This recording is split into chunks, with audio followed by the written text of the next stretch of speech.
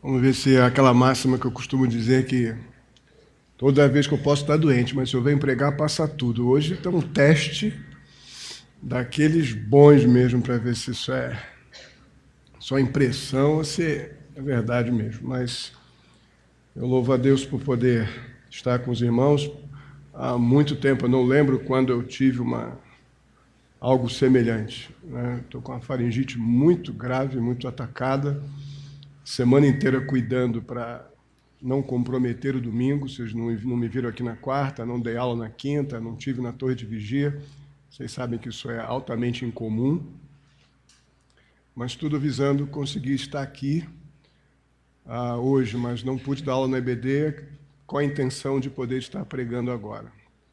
Então, peço a Deus que me capacite a ter voz para chegar até o final. E os alunos do Instituto Bíblico acreditem, eu quero dar essa reposição na terça-feira. Então, vamos ver se vai dar certo. Oi? Vai precisar aumentar um pouco aí, parece que... Muito bem, irmãos.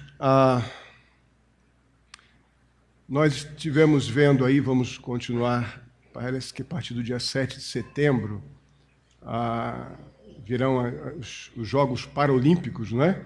Tivemos os Jogos Olímpicos, e uma das coisas que nós mais ouvimos por parte dos atletas, e algo muito interessante e positivo, é o fato da autoconfiança desses atletas. Até mesmo aqueles dos países mais remotos, sem nenhum histórico, como atletas, nas suas modalidades, com uma postura confiante, uma autoconfiança grande, eles fazendo, então, afirmações sobre as suas expectativas dentro das suas modalidades. Eles fazem isso tão convictos que é como se já tivessem com as medalhas penduradas no peito antes de ir para os jogos, né? Eles fazem isso porque eles treinaram, se empenharam e tal, e é bacana isso. Chega a parecer que será impossível vencer aqueles camaradas. Tamanha convicção, tamanha confiança que eles demonstram, né, quando falam dos seus treinamentos e assim por diante. A questão é que ser confiante nem sempre é suficiente. Por questões óbvias. Mas a principal é em que ou em quem está a sua confiança e sobre que bases estão a confiança dessas pessoas. E dependendo do que respondemos a essas duas questões, uma afirmação positiva ou confiante a respeito do que você faz ou do que pretende fazer, pouco valor tem. Depende, então, fundamentalmente, de onde está, sobre que base está a sua confiança e em quem está a sua confiança. Algumas pessoas que creem no Senhor Jesus, alguns crentes, questionam a segurança da sua salvação. Não acreditam que vão continuar salvos mesmo depois de terem sido batizados e serem membros de igrejas local, que isso não quer dizer obrigatoriamente nada no que diz respeito à segurança de salvação, mas é uma situação comum e uma consequência natural. Mas muitos não têm essa confiança, acreditam que um deslize, uma escorregadela, uma roupa errada, um cabelo que cortou, ou alguma coisa do tipo, vai fazer com que elas percam, então, a segurança da salvação delas e estarão fora do céu. Outros já vão para um outro extremo, de que eles têm tanta confiança, muita confiança, de que são salvos, tal. Declaram isso publicamente, até às vezes de forma ofensiva, desmerecendo outros, enfim, sabemos do lado não muito legal dessas hiperconfissões positivas, né, de que eu sou salvo, que eu isso, que eu aquilo. O problema é que essas pessoas também, suas hiperconfianças, muitos deles têm suas confianças em bases erradas. Acreditam, por exemplo, que apenas pelo fato de repetirem certas letras de música com um teor altamente triunfalista antibíblico, mas triunfalista. Eu decreto, eu determino, eu sou, eu vou, eu faço. E cantam, e repetem, e gritam isso, acham que isso aí, então vai resolver todos os seus problemas quanto à segurança da sua salvação, vai lhe garantir perdão de pecados, enfim, as vitórias que esses triunfalismos cantados por aí, ditos em algumas correntes, anunciam. A questão é que o apóstolo Paulo nos dá os reais motivos para sermos confiantes, para estarmos realmente confiantes, não em nós mesmos, não em nossas capacidades, nossos desempenhos ou coisas do tipo assim, mas a confiança na nossa salvação, de que foi Deus quem realizou tal salvação, foi Deus quem, através de Jesus Cristo, solucionou o desastre da minha morte eterna que o pecado impôs a mim. Deus não somente realizou isso, mas Ele consumou, e Ele preserva aquilo que Ele nos deu, que é o perdão de pecados e a salvação através de Jesus Cristo. Eu queria que nós lêssemos juntos Romanos capítulo 8, versos 31 até o 39.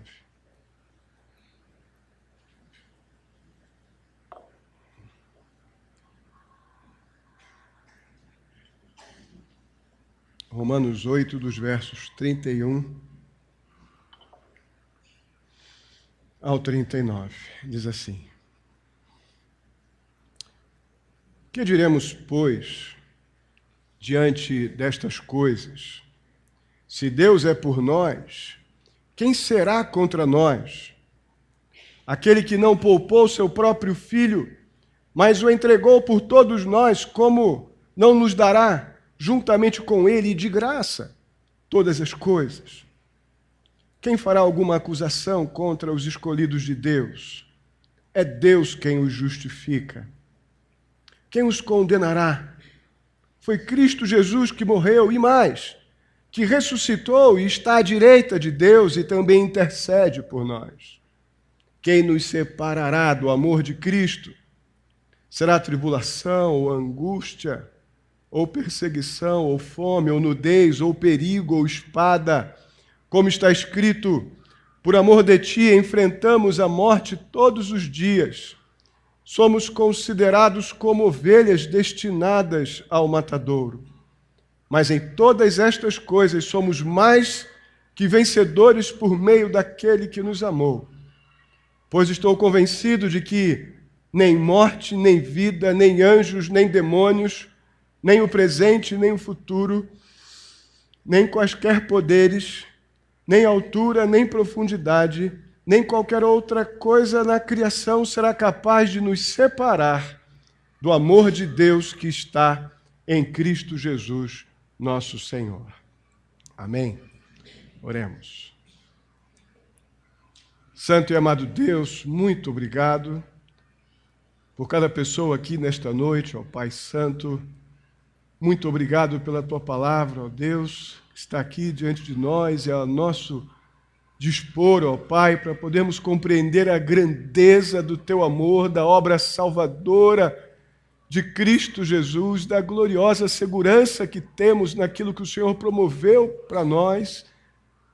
Ó Deus querido, ajuda-nos a nos abraçar estas verdades nesta noite, com alegria, com gratidão, com temor e com tremor. Assim eu te peço, ó Pai, em nome de Jesus. Amém.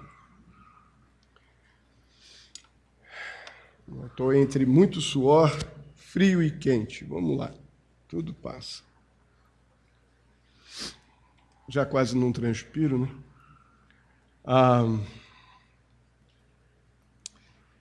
Que diremos, pois, diante destas coisas ou dessas coisas?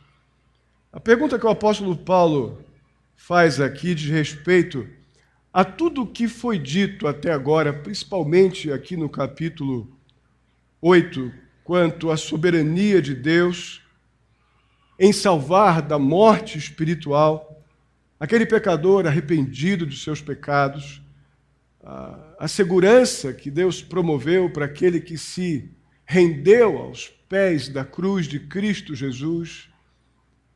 Tudo agora Paulo vai resumir, Paulo vai finalizar e dizer, olha, esse grande presente, essa tão grande salvação, esta conquista de Deus para você, por nós, não somente nos foi dado algo que seria impossível para nós recebermos de outra forma que não fosse pela mão soberana de um Deus de amor e de justiça, não somente isso, mas também Deus nos assegura que nada pode nos separar deste glorioso feito em nosso favor.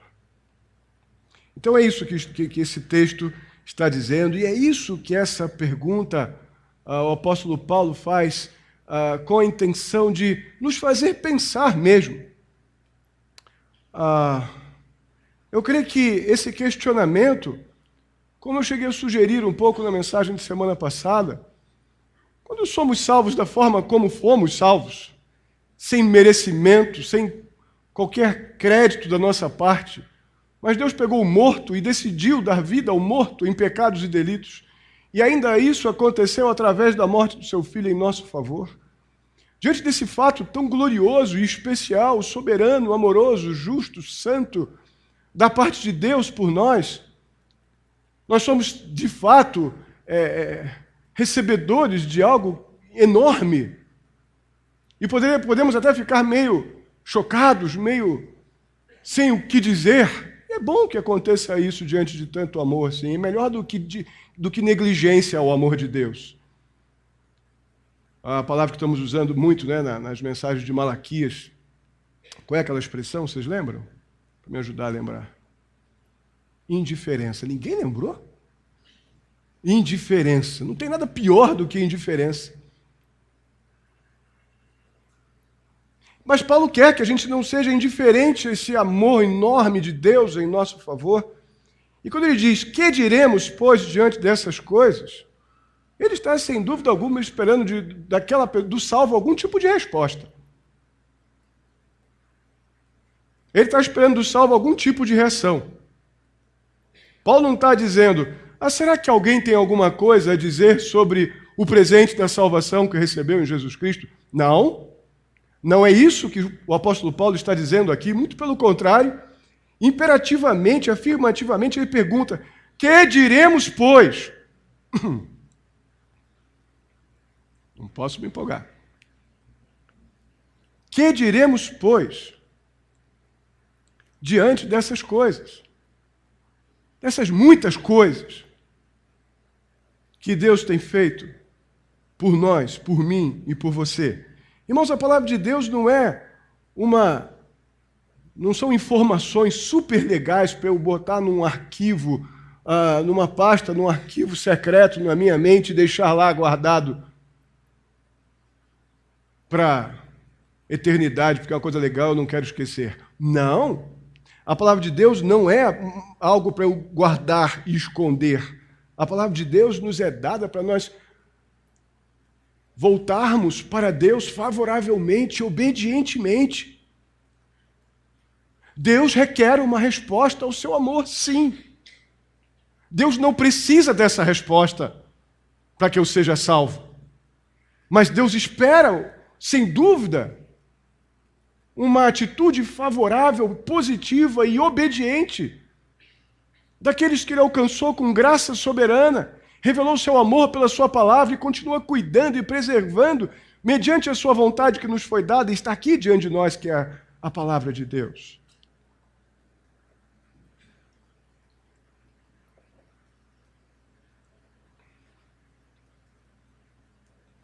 Então vem a outra metade do verso 31. Vamos começar a ver como responder a isso, então. Se Deus é por nós, quem será contra nós? Esse texto ele é geralmente usado em confissões positivas inúteis para expressar algum tipo de força humana ou algum poder sobrenatural que a mera repetição para alguns tem algum tipo de efeito, mas não é esse o propósito desse verso. Esse se, ou se Deus é por nós, não está levantando nenhum tipo de dúvida. Muito pelo contrário, a ideia aqui é bem mais objetiva. É uma vez que Deus é por nós. Essa é a tradução dessa expressão neste contexto. Uma vez que Deus é por nós, e a gente precisa considerar algumas partes deste verso separadamente, e no primeiro momento a gente pensa lá, se Deus é por nós, nesse contexto, nós são, sem dúvida alguma, aqueles de nós que Cristo, pela sua graça, salvou. Esse nós aqui, uma vez que Deus chamou, que Deus justificou, que Deus elegeu, soberanamente salvou, aqueles que estão em Cristo Jesus, esse nós aqui são os que estão em Cristo. Uma vez que Deus é por esses, uma vez que Deus é por nós, no sentido de que Ele escolheu os seus, no sentido de que Ele predestinou os seus, para serem conformes à imagem do seu Filho, o seu primogênito, como vimos semana passada. A esses também o Senhor chamou soberanamente e justificou em seu Filho, versos 28 e 30.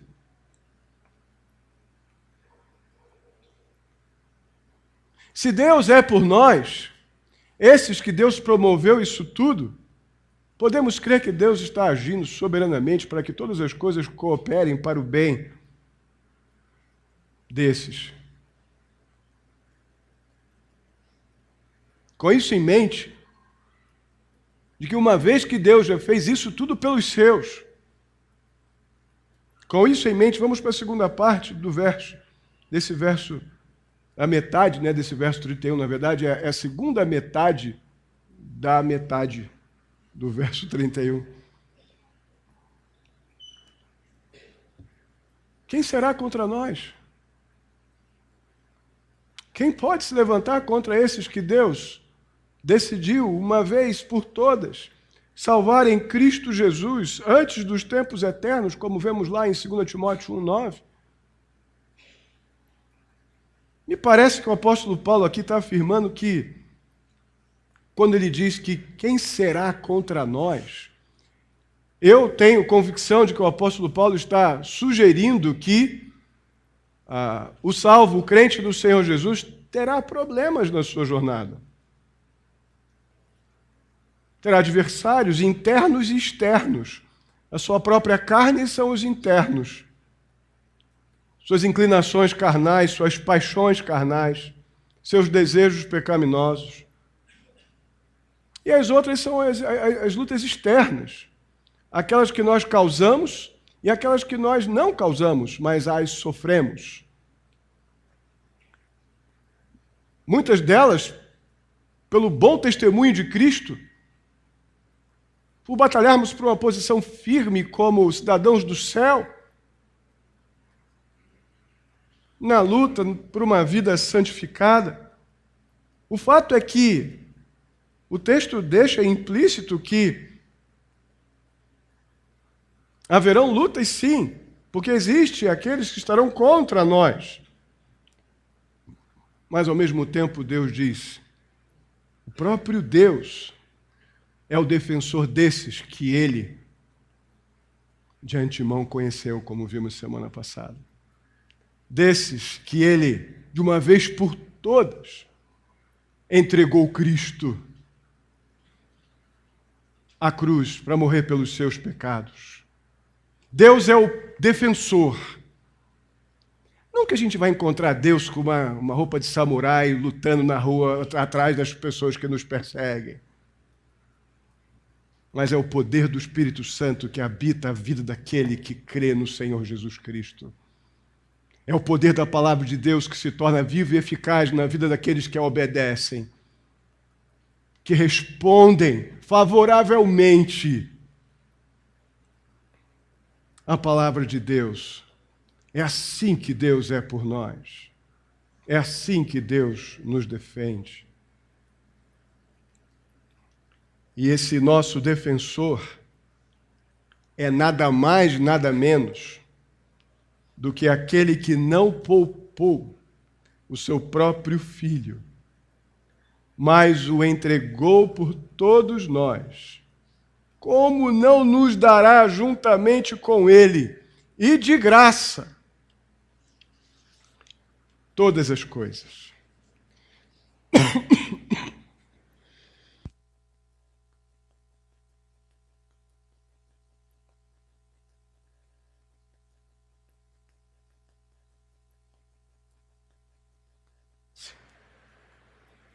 É nesta base que nós podemos confiar nos cuidados de Deus, do Senhor por nós. E nada melhor do que uma base como essa, né? Não é uma confiança à toa, não é uma confiança numa confissão positiva, numa música legal, que eu repito, que eu grito, numa frase de efeito, numa frase de camiseta, num adesivo de carro. Oxe, isso aí passa. A nossa segurança, a nossa confiança está sob uma base altamente sólida. Aquele que não poupou o seu próprio filho, mas o entregou por todos nós, como não nos dará juntamente com ele, e de graça, todas as coisas? Irmãos, Cristo Jesus, ele não morreu na cruz para salvar um grupo de desconhecidos. Cristo Jesus, ele foi à cruz para morrer por aqueles que Deus de antemão conheceu.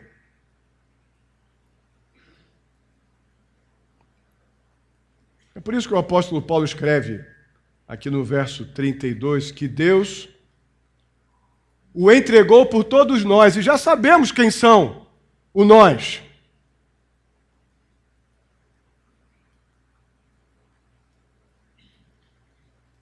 E se Deus deu o seu amado Filho por nós, sem pecado, o perfeito e santo Filho de Deus, Jesus Cristo, não é muito difícil para a gente crer que, juntamente com isso, Deus nos dará todas as coisas. Não é muito difícil crer diante daquilo que Deus fez por nós. O que nós temos que definir o que é todas as coisas.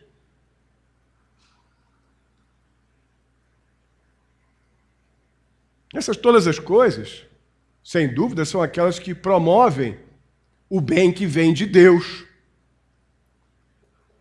E esse bem que vem de Deus, prioritariamente, é a maior necessidade do ser humano. Trabalho, né, irmão? Trabalho, namorado, para o pessoal que não tem namorada ainda, né? Casamento, né? É isso? Essa é a maior necessidade do ser humano? Não, o homem está morto em pecados e delitos. A maior necessidade do ser humano é sair dessa condição de morte espiritual. Então, esse bem que vem de Deus, prioritariamente, está já no conjunto da obra de Cristo Jesus em nosso favor. Todas as coisas vão na direção das prioridades de Deus para nós, da perfeita e boa e santa vontade de Deus. Quer que você, que é o fato de que Deus não quer que você vá para o inferno. Deus não tem prazer nenhum na morte do ímpio. Deus quer salvar pecadores a ponto de Deus mandar Jesus morrer na cruz por pessoas que nem sequer o olham dignamente.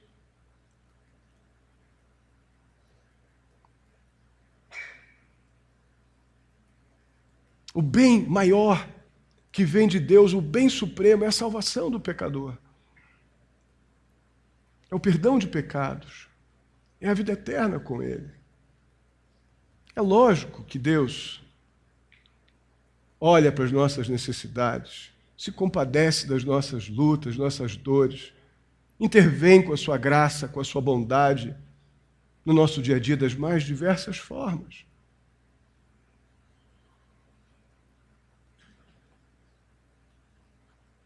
Mas isso não muda a ordem das prioridades de Deus. E a prioridade de Deus não é curar a sua lombar.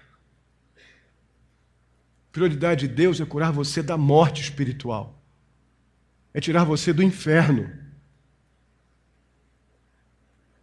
E mediante a sua obra salvadora, nos capacitar, mediante o seu Espírito, a andar neste mundo de tantas lutas, nos guardar, nos prover, nos ensinar, ministrar os nossos corações, enfim, tudo que nós sabemos da provisão,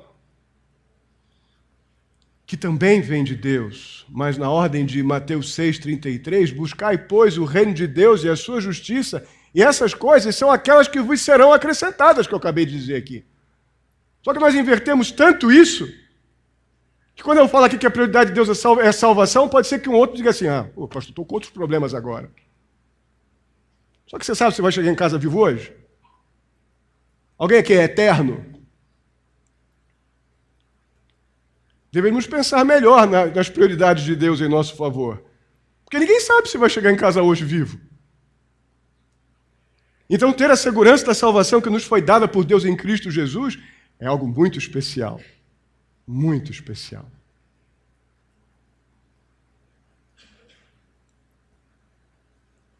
Diante disso, quero ler, vamos ler juntos mais uma vez, versos 33 ao 39. Diante dessas verdades espirituais tão especiais que vimos até agora. Quem fará, então, alguma acusação contra os escolhidos de Deus? É Deus quem os justifica. Quem os condenará? Foi Cristo Jesus que morreu, e mais, que ressuscitou e está à direita de Deus e também intercede por nós. Quem nos separará do amor de Cristo? Alguém pode continuar para mim?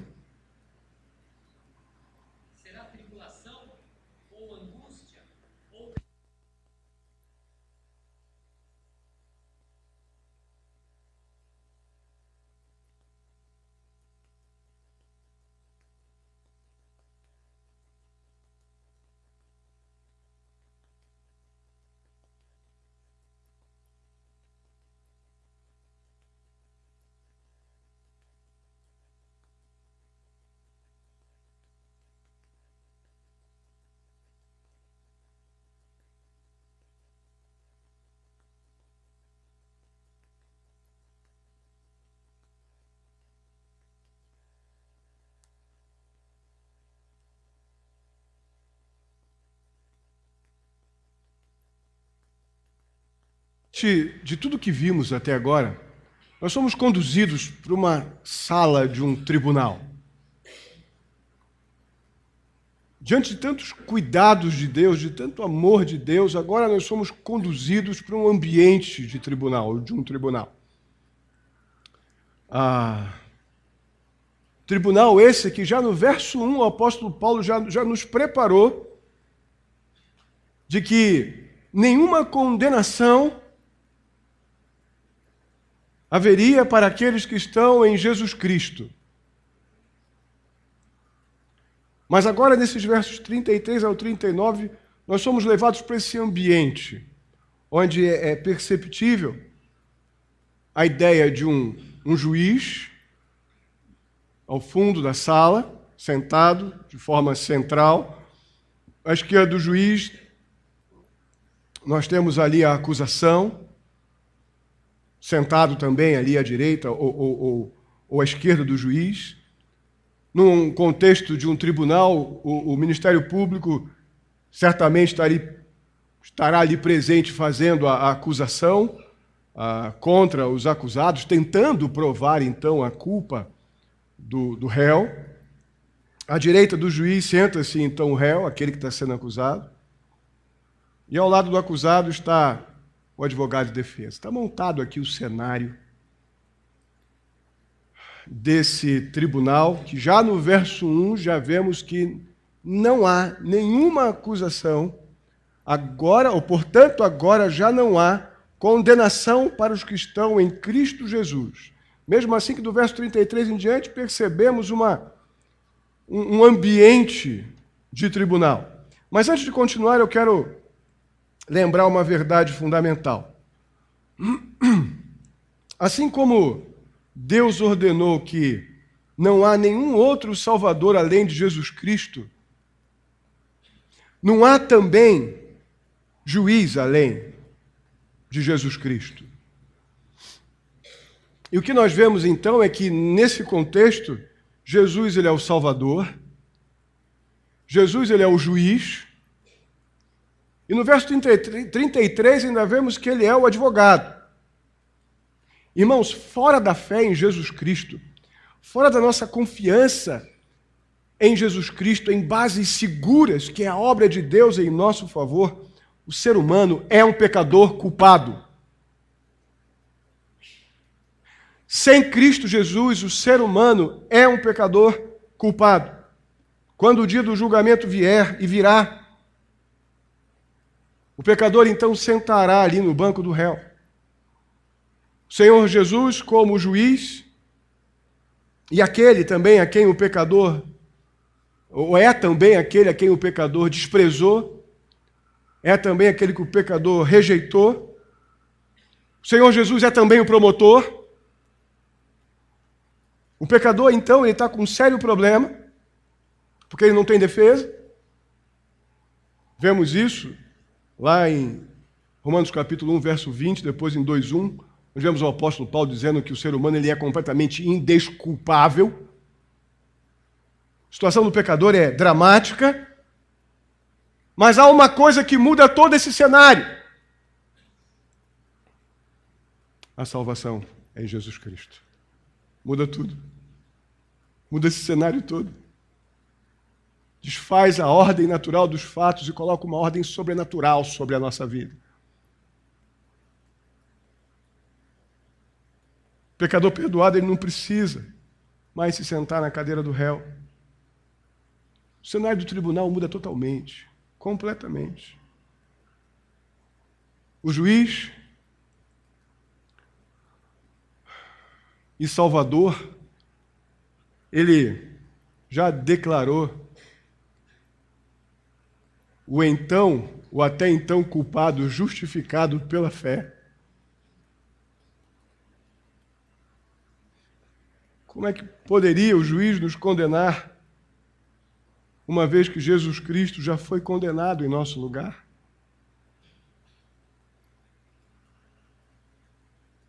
Jesus morreu, ressuscitou. Ele agora, nós vemos que ele está como nosso advogado, intercedendo por nós, à direita de Deus. O único que poderia infligir punição divina sobre nós, fez isso sobre o seu próprio Filho, para que nós pudéssemos ser salvos. Diante disso, quem pode fazer qualquer acusação contra um eleito do Senhor? Diante disso, quem pode se levantar contra aquele que Deus declarou justo? Ninguém pode legitimamente acusar aquele que foi salvo pela graça de Deus, pela fé em Jesus Cristo. Mas isso não foi de graça no sentido, foi de graça para mim. Nós já falamos sobre isso um tempo atrás, né? O princípio da graça, né? Que envolve a questão do perdão, né? Eu perdoo. Eu posso e devo perdoar como Cristo nos perdoou. Mas quando Cristo morreu na cruz e nos perdoou, o que aconteceu? Eu saí todo lindo e faceiro e Jesus morreu na cruz. Foi assim? Até dei o exemplo quando alguém vai na nossa casa e quebra um vaso, que a gente gosta muito, um vaso de planta. Lembram disso? Aí você vai lá, não, está perdoado. Tudo bem, a pessoa vai embora, mas você ficou sem o vaso. Perdão tem preço. Perdão é uma decisão. Perdão é uma decisão, da mesma forma que amar é uma decisão. E o fato de Jesus ter ido à cruz e pago o preço pelo meu e pelo teu pecado, para nós foi lindo, mas para Jesus foi terrível. Deus, como Pai, sofreu.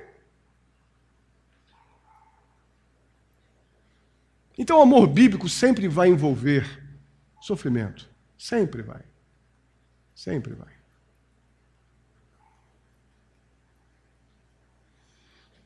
A citação que o apóstolo Paulo faz aqui, no verso 36, diz respeito ao Salmo 44.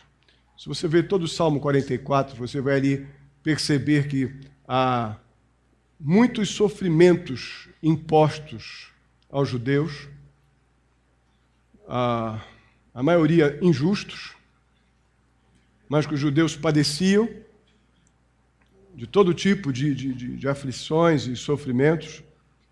E Paulo cita o verso 22 desse Salmo 44, enfatizando o papel do sofrimento do justo num contexto da realização dos propósitos de Deus. Dentro do cenário de todas as coisas cooperam ou agem para o bem daqueles que amam a Deus. Paulo cita apenas no verso 36, o verso 22 do Salmo 44, que diz, como está escrito, por amor de ti, enfrentamos a morte todos os dias, somos considerados como ovelhas destinadas ao matador. Irmãos, são muitas as calamidades, lutas listadas pelo apóstolo Paulo no verso 35, que sobrevieram ou vieram sobre os judeus, e muitas delas vêm sobre nós também. Verso 35 diz assim: quem nos separará do amor de Cristo? Quando nós vemos um versículo desse, a gente praticamente parece que a gente veste uma armadura, agora vai, quem nos separa? O apóstolo Paulo está fazendo essa menção a isto aqui por causa de muitos sofrimentos. Não porque você se tornou um Schwarzenegger espiritual, porque agora você recebeu algum tipo de coisa extra aí em algum lugar que você foi.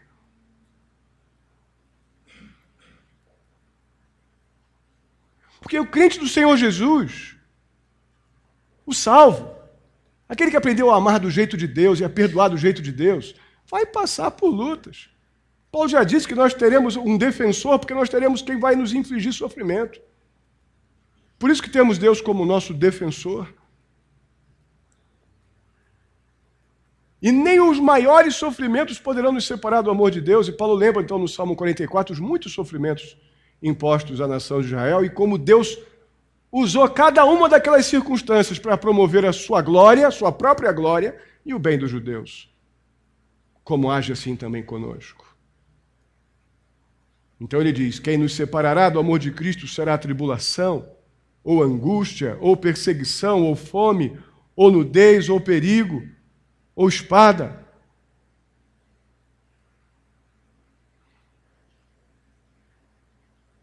Sofrimentos virão para nossas vidas. Gostemos nós ou não, queiramos nós ou não. Sofrimento não é sempre por causa de pecado. Claro que não. Muitas vezes as consequências do pecado ou a própria disciplina que sofremos em função do pecar. Mas as lutas da vida também impõem sofrimentos. Lutas naturais de um mundo que a Bíblia diz que jaz no maligno.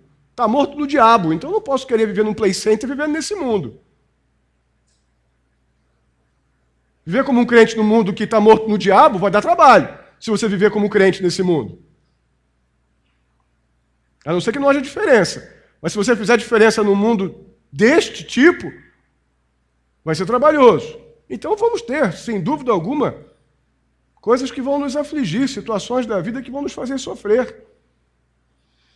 Gostoso é ver que até nessas coisas, Deus não se desfaz dessas coisas, muito pelo contrário, até as aflições que nos sobrevêm estão dentro de propósitos divinos de Deus em nos fazer homens e mulheres melhores para Ele mesmo.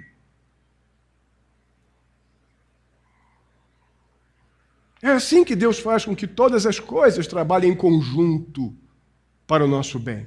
É desse jeito. Essa realidade, essa situação, essa realidade do sofrimento que passamos na vida, o próprio Senhor Jesus passou por isso. Sabemos das grandes aflições do Senhor Jesus. Mas aí vem o verso 37.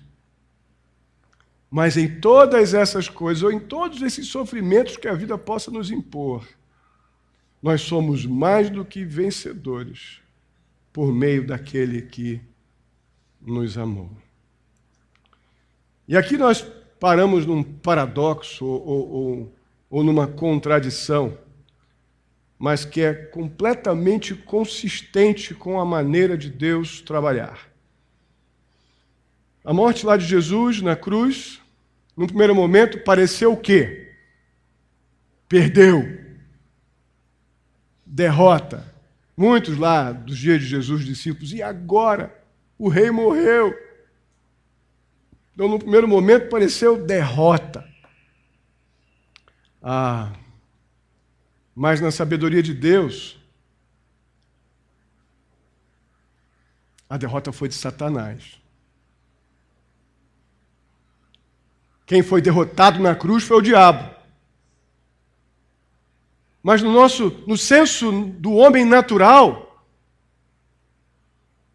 que crê de uma forma imediatista, emocional, quase suicida nas coisas, enxergando o máximo aquilo que está a um palmo do seu nariz, e olhe lá, sem a fé que vem de Cristo, é a sabedoria que vem mediante a capacitação do Espírito Santo, que não enxerga.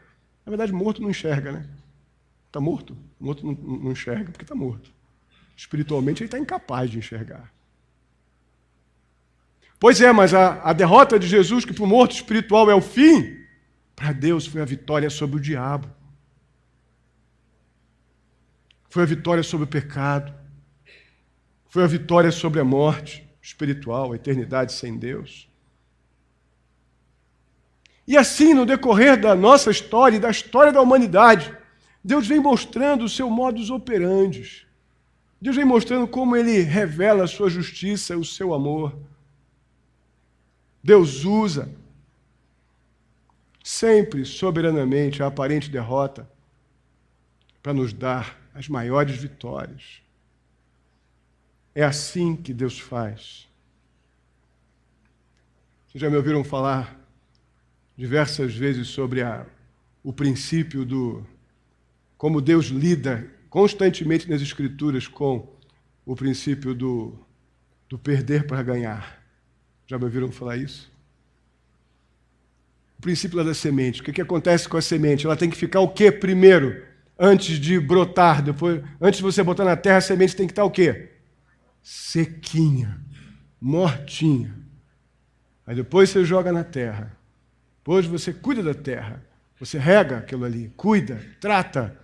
Quando você menos espera, vem o broto. Quantas vezes, na nossa experiência de vida cristã, julgamos que o fim já estava determinado e quando menos esperamos, Deus fez vir vida onde não tinha mais nada. Veio trazendo esperança onde só havia desespero. É assim que o nosso Deus nos dá vitória.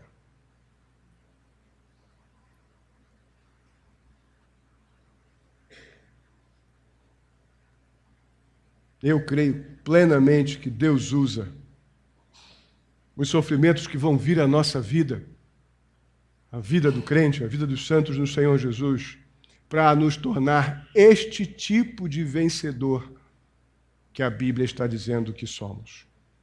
Nós somos esses vitoriosos aqui quando, diante das calamidades da vida, pela fé em Jesus Cristo, pela confiança na soberania de Deus, nós cremos que o nosso Deus está cumprindo os seus propósitos através das nossas aflições.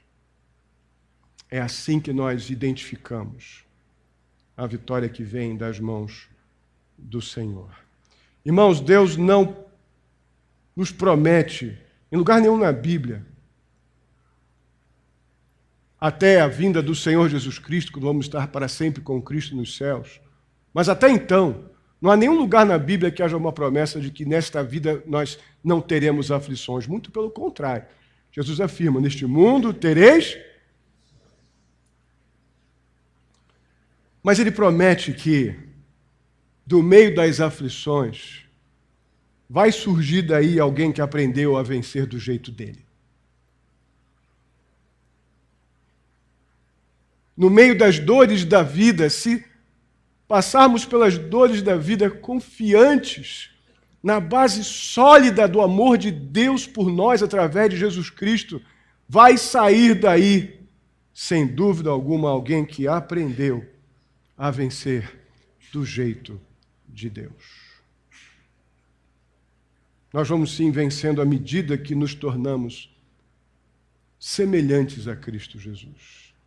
tanto nos seus sofrimentos como na sua glória, como vimos em versículos anteriores. Aí a lista das coisas que vamos vencendo ou nos tornam mais que vencedores, está aí do verso 37, ou do verso 38 em diante, versos 38 e 39. Está aí a lista das coisas que nós vamos vencendo ou que vão nos tornando mais do que vencedores. Primeiro ele diz, nem a morte e nem a vida. Está aqui um dos inimigos mais temidos, né? De muitos, a morte. Pois é. Cristo veio exatamente para nos livrar do medo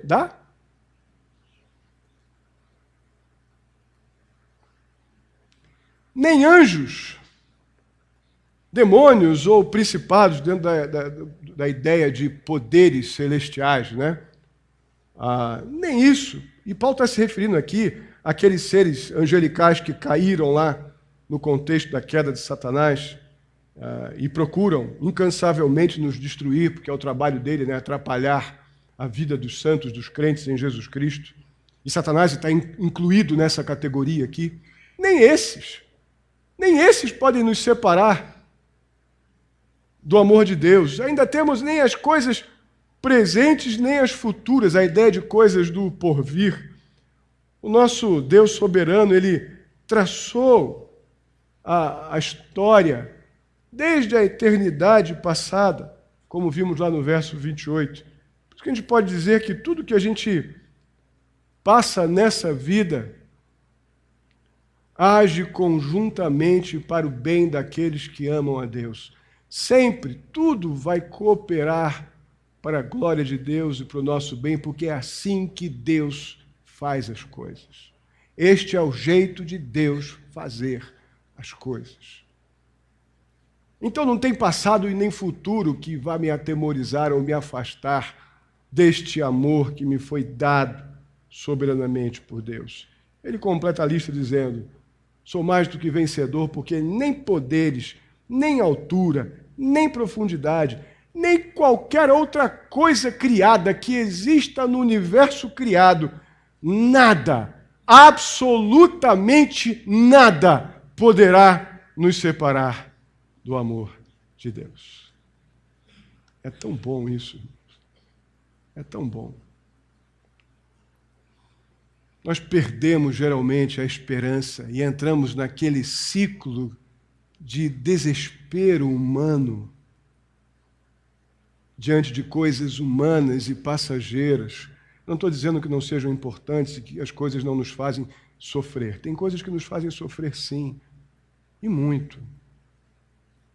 Mas me dá um motivo para você, como um crente, um salvo no Senhor Jesus, você usar a expressão estou desesperado. Me dá um motivo, depois do que você acabou de ouvir eu dizer, que a palavra de Deus nos disse, me dá um motivo para você, salvo por Jesus, dizer que nada, absolutamente nada, pode separar você e eu deste amor, desta segurança, desta provisão de Deus, desses cuidados de um Deus salvador e preservador da salvação que Ele nos dá.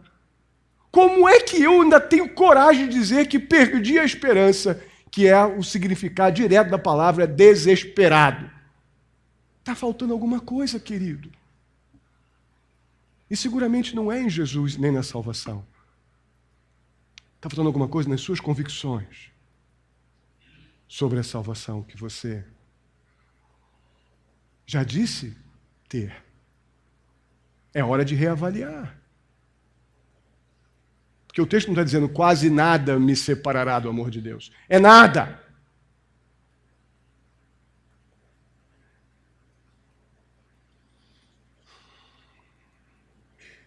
Essa, então, é a vitória. Isso está ligado ao somos mais do que vencedores. Não é eu sair por aí batendo no peito, dizendo que eu sou melhor, que eu faço, que eu aquilo, que eu expulso demônio, que eu dou cambalhota, gospel, que eu vou para a montanha tal. É você ser crente no sofrimento. É você ter esperança na dor. É você ter segurança de que ainda que você morra, você viverá. É aqui que vem a nossa segurança. É aqui que está a nossa esperança.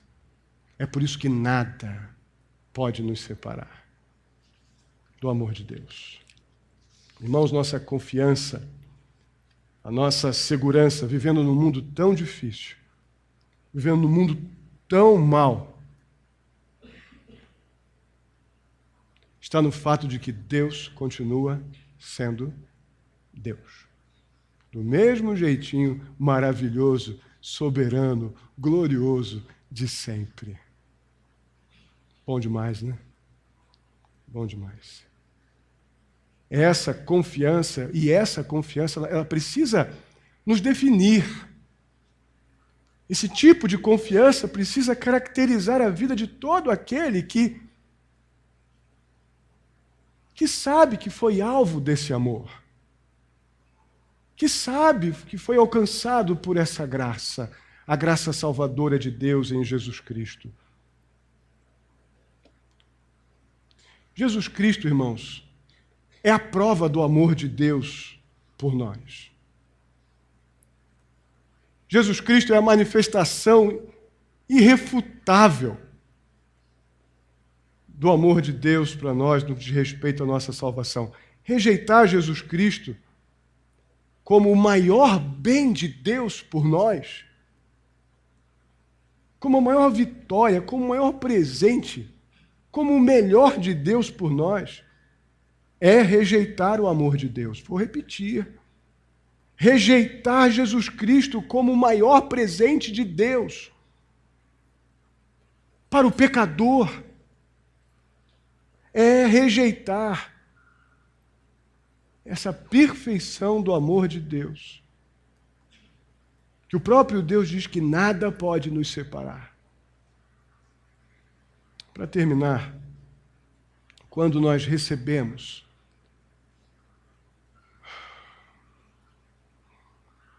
Jesus Cristo como Salvador, e aqui, obviamente, a melhor frase seria: quando compreendemos a obra salvadora de Deus a nosso respeito, desistimos e nos rendemos a tamanha graça. Aí nós ficamos seguros, aí nós ficamos confiantes de que nada neste mundo pode nos separar do seu amor. Nós vamos orar agora. Mas eu queria muito que você refletisse. A causa dos seus medos, a causa das suas desesperanças.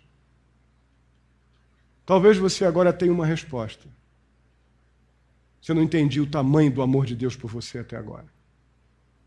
Você não estava entendendo ainda. Você não negava a existência de Deus nem de Jesus, mas não compreendia o tamanho daquilo que Deus fez por você. Talvez você não compreendesse o teu imerecimento, a tua falta de valor para Deus no respeito a algum mérito para receber tamanho presente. Agora você talvez esteja entendendo que nada pode separar deste amor, porque Deus decidiu que o amor dele está fundamentado na obra de Cristo em favor do pecador. E eu e você somos pecadores. O que precisamos é ter uma postura de rendição diante da justiça de Deus por nós, diante desse amor de Deus por nós, que é a obra de Jesus pelo pecador. Se você vive de desespero e desespero, talvez você não tenha compreendido ainda.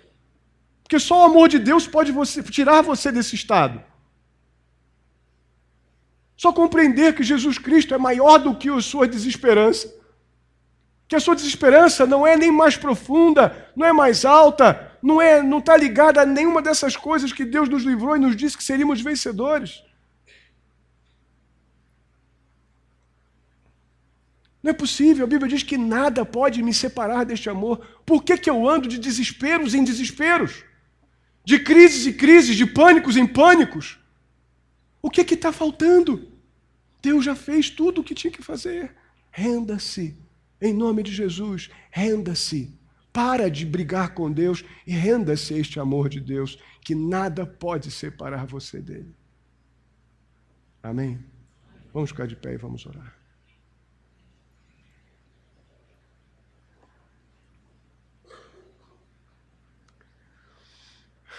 Bondoso e amado Deus, muitíssimo obrigado pela tua palavra mais uma vez. Muito obrigado, ó Deus, que diante da nossa pequenez a gente se depara com um amor tão grande, com algo tão insuperável, algo tão enorme e feito e já demonstrado e entregue ao pecador arrependido. Ó Deus, só a nossa resistência, a nossa teimosia nos afasta deste momento tão glorioso que é este encontro especial com tamanho amor, com incomparável amor. Amor capaz de tirar de nós aqueles momentos tão terríveis que nós passamos sozinhos, de medo, de desespero, de aflições. Tua palavra nos diz que nada pode nos separar do teu amor. E o teu amor é Jesus Cristo. Não pode ter nada maior nesta vida que queiramos mais do que Jesus, ó Pai. Se morremos agora sem Jesus, é o inferno que espera aquele que não tem a Ti como Salvador. E se o Senhor já nos deu Jesus como teu presente, para que não tenhamos mais esse terrível destino, ó Pai querido, o que pode nos separar do teu amor a não ser ainda essa teimosia nossa em fazer as coisas do nosso jeito? Ó, que haja rendição, ó Pai, eu te peço em nome de Jesus. Que haja rendição aqui agora. Que haja um profundo gemido da alma dizendo: eu desisto e me rendo ao amor de Deus em Jesus Cristo. Se alguém aqui ainda não fez isso, que faça agora. Eu me rendo, Senhor, eu aceito, eu recebo o teu amor. Eu sou o pecador carente deste amor. Não tenho por que viver de desesperos em desesperos. Nós temos um amor que nos livra desses desesperos que o mundo impõe. Ó Deus querido, eu peço em nome de Jesus que possamos sair desta noite totalmente convencidos de que a nossa salvação nos foi dada por um amor inexplicável. Que o perdão de pecados nos foi dado porque o Senhor mandou Jesus morrer na cruz por nós. E este amor nos foi dado para que nada, absolutamente nada, roube essa alegria de nós. Nada. Eu peço em nome de Jesus que haja o convencimento mediado pela obra do Teu Espírito Santo na vida daquele que agora compreende isso e recebe ao Senhor como Salvador de sua vida. Assim eu te agradeço. Leva-nos em paz para os nossos lares. Dá-nos uma semana em tudo guardada, dirigida, provida pelo Senhor. Assim eu te peço, ó Pai, muito agradecido, em nome de Jesus. Que a graça do nosso Senhor e Salvador Jesus Cristo, o amor de Deus, nosso amado Pai, a comunhão e a consolação do Espírito Santo esteja sobre a vida de cada um de vós, queridos irmãos, hoje e até a vinda do nosso Senhor Jesus Cristo. Amém e amém. Que Deus os abençoe. Podem sentar-se. Tenha seu tempo de oração.